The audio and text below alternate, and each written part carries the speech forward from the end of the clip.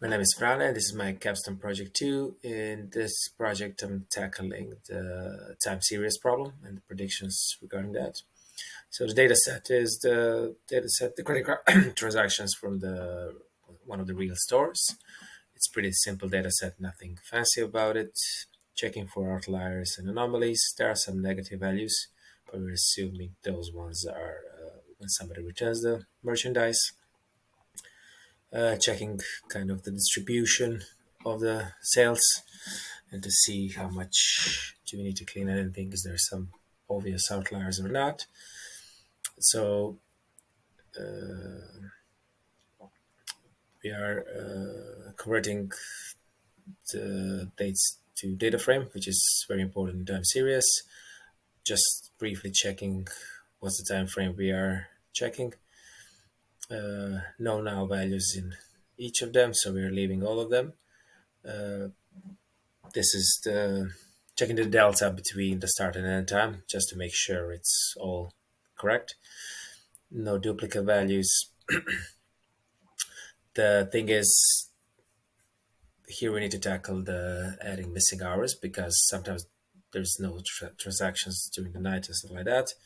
That was the important part to add zeros for the program for algorithm to figure out that those hours is no transactions and not to skip over it.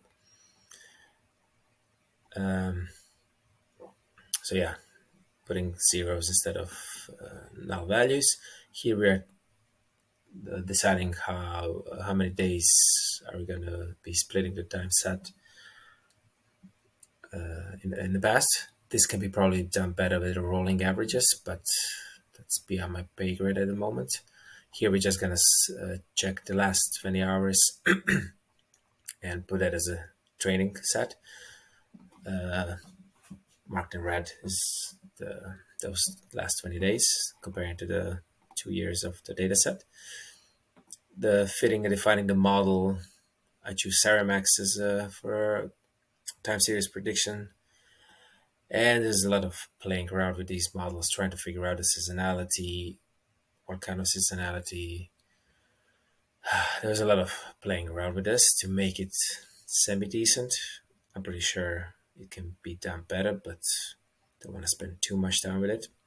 So the data set, the model has been trained and trying to make a prediction with the this test training set that we created. It looks fairly decent, not great, not terrible, but it's catching up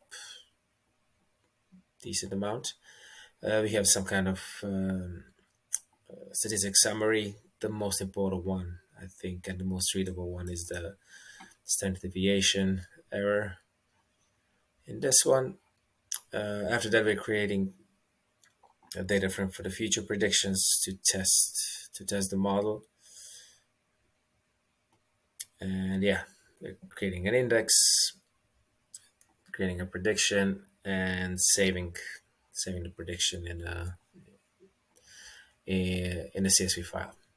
So this kind of seems fairly simple, but I would say there's a lot of stuff that probably could be improved. And there was a lot of trial and error in this case, especially tweaking this and trying to figure out how the model can, for example, this is where it's around New Year and Christmas, the shop was closed, so we didn't manage to predict that. And there's a lot of stuff that could be improved upon.